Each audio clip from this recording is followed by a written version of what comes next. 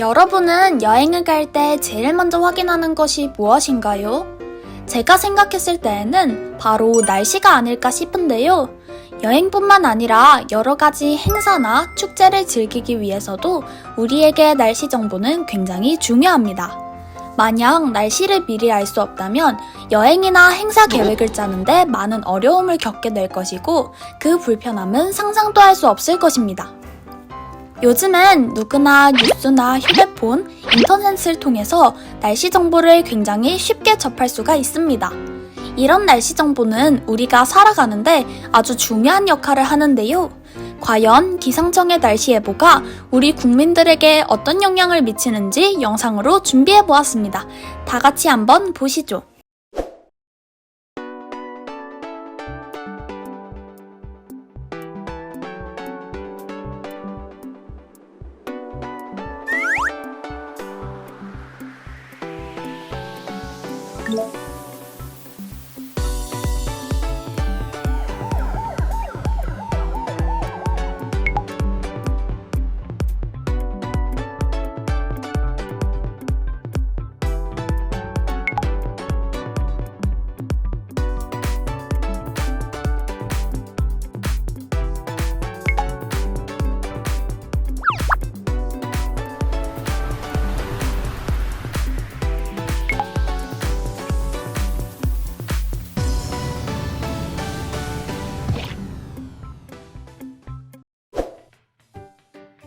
방금 여러분이 본 영상은 기상청에서 특보를 발령했을 때 우리 사회에 미치는 영향에 대해 나타낸 것입니다.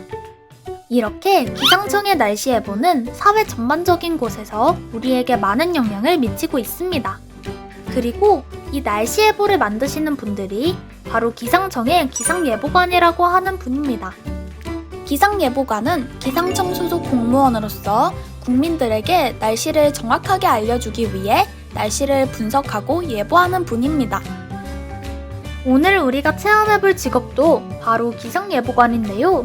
기상예보관 체험을 진행하기 전에 먼저 날씨 예보, 즉 기상예보가 어떻게 만들어지는지 알아보도록 하겠습니다. 우선 기상예보를 만들기 위해서 현재 날씨를 관측하는 것이 매우 중요합니다. 초기 관측이 잘못될 경우에는 잘못된 예보 결과가 나올 수 있기 때문에 현재 날씨를 정확하게 관측해야 합니다. 관측은 지상, 해양, 고층, 우주 등 다양한 장소에서 여러 가지 장비를 이용하여 데이터를 수집하며 하루에 무려 4천만여 개의 각종 관측 데이터를 생산합니다. 그리고 우리나라의 관측값뿐만 아니라 전 세계에서 수집된 데이터도 전용 통신망을 통해 우리나라 기상청으로 빠르게 전달됩니다. 이렇게 수집된 데이터들을 이용하여 미래의 날씨를 계산하며 여기서 사용되는 것이 바로 슈퍼컴퓨터입니다.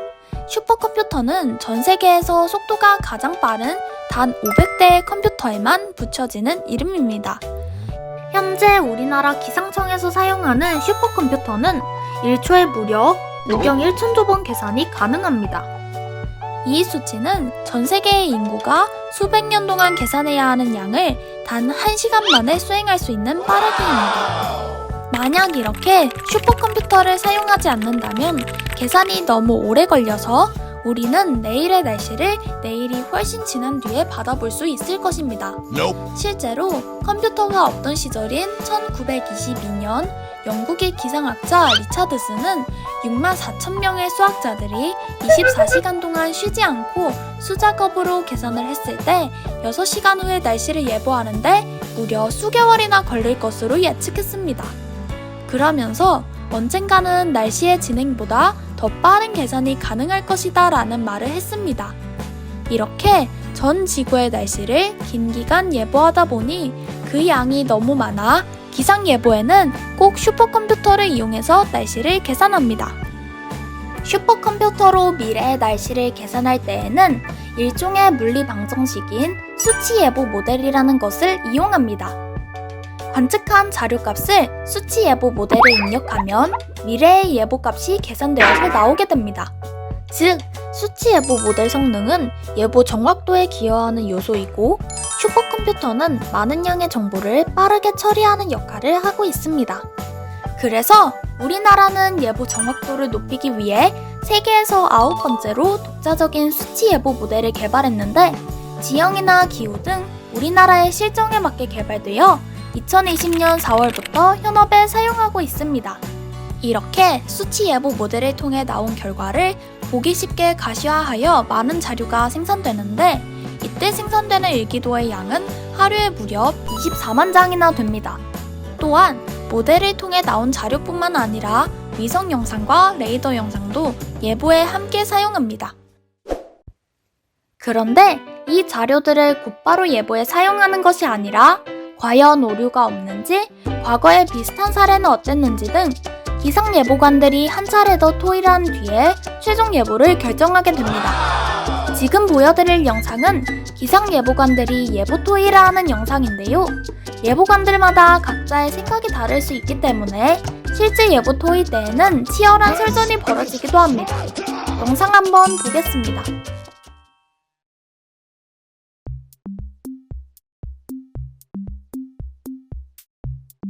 (8월 21일) 태풍 예보 토의 시작하겠습니다. 위성센터 먼저 브리핑해주세요. 네, 태풍은 현재 제주도 남쪽 200km 해상에서 북서쪽으로 천천히 이동하고 있습니다. 중심기압이 예상보다 낮고 바람이 강하게 불고 있어 우리나라에 상륙하면 상당한 피해가 예상됩니다. 하지만 지금 태풍 경로상에 있는 바다의 수온이 낮아 태풍이 힘을 받지 못하고 서서히 약해질 것으로 보입니다. 네, 잘 알겠습니다. 다음 예보 분석팀 말씀해주세요. 이번 태풍은 수온이 낮은 지역을 통과하며 힘을 상당히 잃을 것으로 예상됩니다. 그래도 태풍의 영향이 직접적으로 미치는 제주도와 전남 지역에는 상당한 양의 비가 내릴 것으로 예측됩니다. 게다가 바람이 매우 강하고 물결이 높게 일어 제주 해안과 남해안에는 폭풍해일 가능성도 있겠습니다. 네, 잘 알겠습니다. 지금 제주 남쪽 먼바다에 위치한 태풍은 서서히 북상하여 제주도를 지나 내일 15시경 서해안으로 상륙한 뒤에 우리나라를 관통하겠습니다. 다른 나라의 수치 모델도 현재 서해안 상륙을 예측하고 있으며 상륙 지점으로는 군산 부근을 예상하고 있습니다. 하지만 아직은 경로가 유동적이라 지속적인 감시가 필요한 상황입니다. 이번 태풍은 주변 기압계와 태풍 이동 속도, 바다의 수온 등 작년 12호 태풍과 매우 유사합니다. 그때의 사례와 비교해보면 이번 태풍은 서해안이 아닌 남해안으로 상륙할 가능성이 더 높다고 판단됩니다. 그때와 지금은 상층의 공기 흐름에 차이가 있습니다. 따라서 수치 모델 결과대로 서해안에 상륙할 가능성이 훨씬 큽니다. 자, 의견들은 모두 잘 들었습니다. 지금 상황에서는 태풍센터의 의견대로 발표하는 것이 좋겠습니다. 모두들 계속해서 감시 잘 해주시고 특이사항 발생 시 바로 보고해 주십시오. 그리고 이번 태풍은 약해지더라도 비가 많이 내려 침수나 산사태와 같은 2차 피해가 발생할 수 있으니 주의를 요할 수 있도록 전달 바랍니다. 네, 그럼 이상으로 예보 토의를 마치겠습니다. 자, 현상 하나로도 이렇게 열띤 토론을 벌이는 예보관님들 잘 보셨나요? 이렇게 예보 토의까지 다양한 과정을 통해 결정된 예보 결과를 기상청에서 통보하게 되면 우리가 모바일이나 뉴스 등을 통해 날씨 정보를 접하게 되는 것입니다. 지금까지 기상예보가 어떤 과정을 통해 만들어지는지 알아보았습니다. 그렇다면 이제 우리가 기상예보관이 되어 직접 예보를 한번 해보도록 할 텐데요. 예보를 하기 위해 기본적인 내용 몇 가지를 알아보도록 하겠습니다. 여기 보이는 이 지도는 지상일기도입니다. 지상일기도는 우리가 살고 있는 지표면의 날씨 정보를 지도 위의 기호나 숫자 등으로 표시한 것을 말합니다. 그렇다면 이 기호와 숫자들이 의미하는 것을 자세히 알아보도록 하겠습니다. 먼저 기압입니다. 공기는 눈에 보이지 않지만 무게를 가지고 있습니다. 여기 보시면 저울 양쪽에 같은 양의 공기를 넣은 풍선이 있는데 한쪽 풍선의 공기를 빼면 다른 쪽으로 저울이 기우는 것을 볼 수가 있습니다. 이렇게 공기가 무게를 가지고 누르는 힘을 바로 기압이라고 합니다. 우리가 살고 있는 지표면은 대기의 가장 아래쪽에 위치하고 있어서 우리 머리 위 이 정도 되는 공기의 무게를 받고 있습니다. 우리가 사는 지표 근처의 기압은 약 1013헥토파스칼 정도 되는데요. 여기서 HPA, 헥토파스칼은 바로 기압의 단위입니다.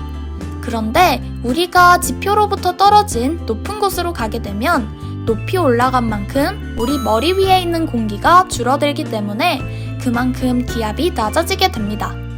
예를 들어 단풍으로 유명한 설악산 정상에 올라가면 기압은 약 830헥토파스칼이 되고 백두산 정상에 오르면 기압은 약 730헥토파스칼이 됩니다.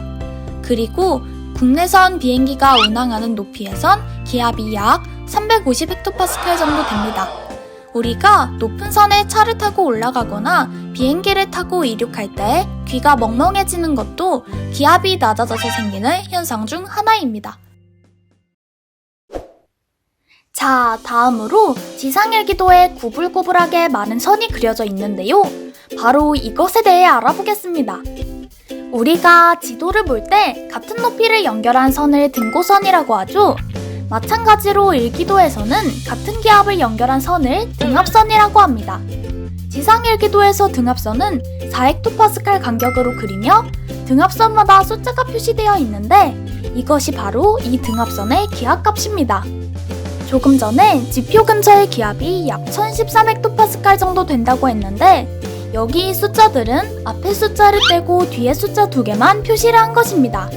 즉 0에서 49까지 표시된 기압값은 앞에 1과 0이 생략되어 있어서 원래 1000에서 1049헥토파스칼을 나타낸 것이고 50에서 99로 표시된 기압값은 앞에 9가 생략되어 원래 950에서 999헥토파스칼이었음을 알 수 있습니다. 그리고 등압선 간격을 보고 알 수 있는 날씨 정보가 있는데 바로 바람의 세기입니다. 공기는 기압이 높은 곳에서 낮은 곳으로 움직이고 이것을 우리는 바람이라고 합니다. 이곳을 보면 같은 기압이지만 위쪽의 등압선 간격이 아래쪽보다 좁은 것을 확인할 수 있습니다. 등압선 간격이 좁다는 것은 기압이 급격히 변한다는 뜻이므로 바람이 세게 분다는 것이고 등압선 간격이 넓다는 것은 상대적으로 바람이 약하게 분다고 볼 수 있습니다. 다음으로는 여러분이 일기예보에서 한 번 정도 들어본 적이 있는 고기압과 저기압에 대해 알아보겠습니다. 기압은 높낮이를 정할 때 어떤 기준이 있는 것이 아니라 서로 다른 두 기압을 비교해서 더 높은 쪽이 고기압이 되고 더 낮은 쪽이 저기압이 됩니다. 예를 들어 키가 150cm인 학생이 키가 2m인 농구 선수 옆에 서 있으면 키가 작아 보이겠지만 키가 1m인 어린이 옆에 서 있으면 키가 커 보일 것입니다. 방금 이 학생은 누구와 비교했는지에 따라 키가 작아 보이기도 했다가 커 보이기도 했습니다. 마찬가지로 기압도 주변의 기압에 따라 고기압도 되었다가 저기압이 되기도 합니다. 그리고 고기압과 저기압은 일기도에서 영어 알파벳 H와 L로 표시하는데 이것의 의미는 높은이라는 뜻의 영어 단어 high와 낮은이라는 뜻의 영어 단어 low의 앞철자를 따서 표현한 것입니다. 이 고기압과 저기압은 날씨 변화에 중요한 역할을 합니다. 저기압에서는 공기가 위로 상승하기 때문에 상공에서 수증기가 응결하여 구름이 쉽게 만들어지고 주로 비나 눈이 오게 됩니다. 예를 들어 이런 비가 오는 날씨가 되겠습니다. 반대로 고기압에서는 공기가 아래로 하강해서 구름이 사라지고 주로 맑은 날씨를 보입니다. 아마도 이런 놀러가기 좋은 날씨를 보일 겁니다. 자, 이제 여러분이 직접 날씨를 예보하기 위해 중요한 정보를 알려드리겠습니다. 우리나라는 지구대기의 아주 거대한 움직임인 대기대순환의 영향을 받아 편서풍 지대에 위치하기 때문에 날씨 현상이 주로 서쪽에서 동쪽으로 움직입니다. 중국 고비 사막에서 발생한 황사가 우리나라에 영향을 주는 것도 바로 이 편서풍 때문입니다. 그래서 우리나라 서쪽에 저기압이 있으면 우리나라는 곧 이 저기압의 영향에 들어 점점 날씨가 안 좋아질 것이라고 예측할 수 있고 서쪽에 고기압이 있으면 점점 날씨가 좋아질 것이라고 예측할 수 있습니다. 마지막으로 일기도 기호에 대해 알아보겠습니다. 일기도 기호는 한 지역의 날씨 정보를 담고 있는 기호인데 꼭 음악 시간에 배운 음표처럼 생겼습니다. 먼저 여기 동그란 부분은 구름의 양을 나타냅니다. 하늘에 구름이 하나도 없으면 아무 표시도 하지 않고 하늘에 구름이 가득 차 있으면 원을 모두 색칠합니다. 그리고 하늘을 8등분으로 나누었을 때 구름이 차지하는 양만큼 이렇게 구름의 양을 표시하고 있습니다. 다음으로 여기 붙어있는 선은 바람이 불어오는 방향을 나타냅니다. 바람이 불어오는 방향은 풍향이라고도 합니다. 이렇게 선이 동쪽으로 있으면 동쪽에서 불어오는 바람인 동풍을 나타내고 남쪽으로 있으면 남쪽에서 불어오는 바람인 남풍을 나타냅니다. 여기 북쪽과 서쪽 사이에 선이 있으면 둘을 모두 합친 북서풍이라고 합니다. 풍량 뒤에 붙어있는 것은 바람의 세기인 풍속을 나타냅니다. 끝에서 조금 아래쪽에 짧은 선 하나만 있으면 풍속이 초속 2m로 분다는 뜻이고 끝에 긴 선 하나만 있으면 초속 5m로 분다는 뜻입니다. 그럼 여기서부터는 이제 덧셈입니다. 긴 선 2개가 있으면 초속 10m이고 긴 선 2개와 짧은 선 하나가 있으면 초속 12m로 분다는 뜻입니다. 그리고 바람이 너무 세게 불어서 초속 25m가 되면 긴 선 5개가 아니라 삼각깃 하나를 붙입니다. 여기서 바람이 더 강해지면 똑같이 초속 27m는 삼각깃 하나에 짧은 선 하나, 초속 30m는 삼각깃 하나에 긴 선 하나, 이런 식으로 바람의 세기를 표시합니다. 초속 25m가 어느 정도인지 조금 더 설명하면 초속 17m가 넘는 열대 저기압을 태풍으로 분류합니다. 즉, 초속 25m는 태풍급 바람이고 역대 바람이 가장 셌던 태풍인 매미의 순간 최대 풍속은 무려 초속 60m를 넘겼습니다. 다음으로 여기 앞에 있는 기호는 현재 날씨를 나타냅니다. 날씨를 나타내는 기호는 이렇게 아주 다양하지만 주로 사용하는 건 몇 가지만 소개해 드리겠습니다. 초록색 원은 현재 비가 오고 있다는 것을 나타내는 기호입니다. 그리고 문결정처럼 생긴 기호는 눈을 나타내는 기호이고 마치 안개가 낀 것처럼 가로로 노란색 세 줄이 그어져 있으면 안개를 나타냅니다. 더 많은 날씨 기호가 궁금하면 여기 사진을 보여드릴 테니 참고하시기 바랍니다. 이제 여러분과 기본적인 내용은 모두 알아보았습니다. 지금부터는 여러분이 직접 일기도를 완성하고 분석한 뒤에 앞으로의 날씨가 어떻게 될지 예보하는 시간을 가져보도록 하겠습니다. 여러분, 활동지 받으셨나요? 여기 활동지에 지도가 있습니다. 각 지역에 일기도 기호만 있고 제일 중요한 등압선과 고기압, 저기압 기호가 없습니다. 일기도 기호 옆에 있는 숫자가 바로 기압을 나타내는 숫자입니다. 이 숫자를 보고 같은 기압끼리 선으로 연결하여 등압선을 완성하고 고기압과 저기압도 표시하시기 바랍니다.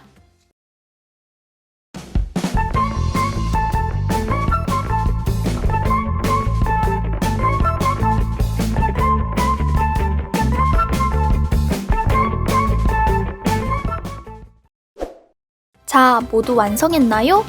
여러분과 저의 정답이 같은지 비교해 보시기 바랍니다. 자, 이제 문제가 있는 활동지를 보겠습니다. 방금 작성한 일기도를 참고하면서 문제를 풀면 됩니다. 1번 문제는 저와 함께 풀어보겠습니다. 우리나라의 현재 날씨를 묻는 문제인데 우리나라는 지금 주변보다 기압이 낮으니 저기압의 영향에 있습니다.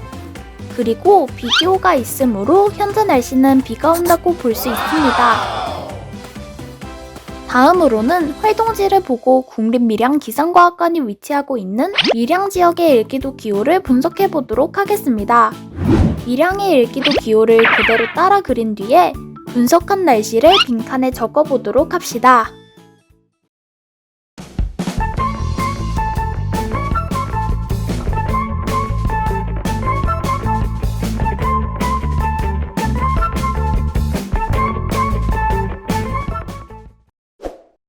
밀양의 현재 날씨 분석까지 잘 따라왔나요? 그렇다면 내일의 예보를 해보도록 할 텐데요. 좀 전에 제가 우리나라 주변의 날씨 현상은 서쪽에서 동쪽으로 이동한다고 했죠? 그것을 참고해서 지금 우리나라 서쪽에 어떤 날씨 현상이 있는지 살펴보고 밀양 지역의 날씨를 예보하는 브리핑 대본을 작성하도록 하겠습니다. 옆에 있는 친구들과 함께 토의를 하면서 작성해 보도록 합시다.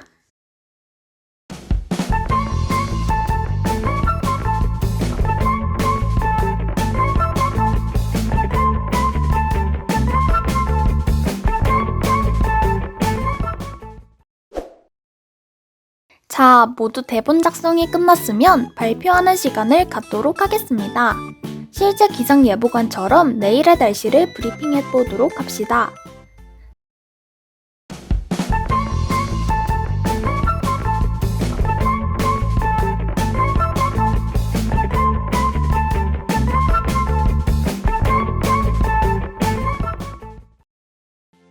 발표 잘하셨나요? 저는 이렇게 예보를 했습니다. 처음 영상에서 보셨다시피 날씨는 순간순간 작은 현상에도 변할 수가 있기 때문에 제가 예보한 것도 실제로는 언제든지 바뀔 수가 있습니다. 특히 우리나라는 예보하기가 더 까다롭고 어려운데 그 이유를 간단히 알려드리겠습니다. 우리나라는 국토의 70%가 산이고 북쪽을 제외한 삼면은 바다를 끼고 있습니다. 그리고 한반도의 동쪽은 큰 산맥인 태백산맥과 함경산맥이 위치하고 있어서 동쪽은 경사가 급하고 서쪽은 경사가 완만한 지형적 특징을 가지고 있습니다. 또 골짜기나 큰 하천 등 날씨를 예측하는 데 어려운 조건을 많이 가지고 있어 세계 기상학자들이 기상을 예측하기에 가장 어려운 조건을 모두 갖추고 있는 나라라고 말할 정도입니다. 자, 여러분이 직접 이렇게 날씨 예보를 해봤는데 쉽게 느껴진 분도 어렵게 느껴진 분도 있을 것 같습니다. 오늘 처음으로 기상예보관에 조금 관심이 생긴 분들을 위해 기상예보관이 되려면 어떻게 해야 하는지 간단히 알려드리겠습니다. 먼저 기상예보관이 되기 위해 조금 더 유리한 방법은 대학의 관련 학과를 나오는 것입니다. 전국에는 총 7개의 대기과학과가 있고 이곳에서 예보, 역학, 기후 등 기상학에 대해 전문적으로 배울 수가 있습니다. 그리고 기상예보관은 기상청에 소속된 공무원이기 때문에 기상청 공채 시험을 쳐서 기상청에 임용이 되어야 기상예보관이 될 수 있습니다. 관련 학과를 나오면 조금 더 유리하긴 하겠지만 나오지 않더라도 기상청에 관심이 있다면 기상직 공무원 시험을 쳐서 기상청에서 일할 수 있으니 많은 관심 부탁드립니다.